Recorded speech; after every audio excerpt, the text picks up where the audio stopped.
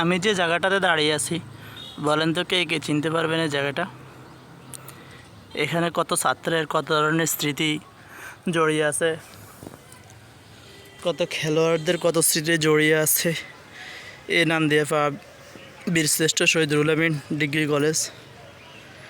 এই রাস্তাটার দিয়ে কত শিক্ষার্থী আসা যাওয়া করছে, অনেকের অনেক স্মৃতি জড়িয়ে আছে। এখন হয়তোবা অনেকে কর্মজীবনে বিদেশে আছেন, তাদের জন্য আজকের এই ভিডিওটা। অনেকে আছে অনেক বছর থেকে বিদেশে আছেন, দেশের এই স্মৃতিটা তাদের এখনও মনে আছে, কিন্তু নিজের চোখে দেখতে পান না। সেই জন্য আমি আজকে এই ভিডিওটা করছি।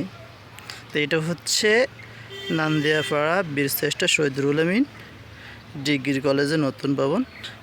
এই বাসটাতে আছে নান্দিয়াপাড়া বাজারের পশ্চিম পাশ। এটা হচ্ছে নান্দিয়াপাড়া বাজারের মধ্য বাজারটা। তো এখানে দেখা যায় অনেক ছেলেরা নান্দিয়াপাড়া স্কুলে মাদ্রাসায় আসতো, তারা আড্ডা দিত, কিন্তু কর্মজীবনে তারা আজকে অনেক দূরে চলে গেছে, বাজারটা মিস করে।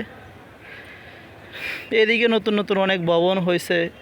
আমাদের সামনে যে ভবনটা আছে, এটা হচ্ছে শ্রদ্ধেয় লাতু আঙ্কেলের বিল্ডিং। উনি কিছুদিন আগে মারা গেছেন, তো ওনার জন্য সবাই দোয়া করবেন। এটা হচ্ছে ওনার বিল্ডিং।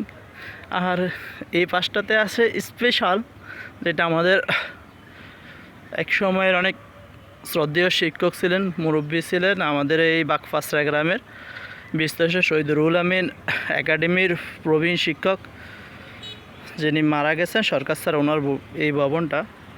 এই ভবনে অনেক হাজার হাজার ছাত্রছাত্রী আসতো, 5-8 পড়তো। আমাদের অনেক শিক্ষক ছিলেন, রতন বাবু স্যার ছিলেন, দুলাল বাবু স্যার ছিলেন, এছাড়াও অনেক শিক্ষক ছিলেন। আমাদের নান্দিয়াপাড়া আলিয়া মাদ্রাসার শিক্ষক মোহাম্মদুল্লাহ হুজুর ছিলেন। তো এই ভবনটাতেও অনেক শিক্ষার্থীদের অনেক স্মৃতি জড়িয়ে আছে। তো এই হচ্ছে আজকের আমার এই ভিডিও।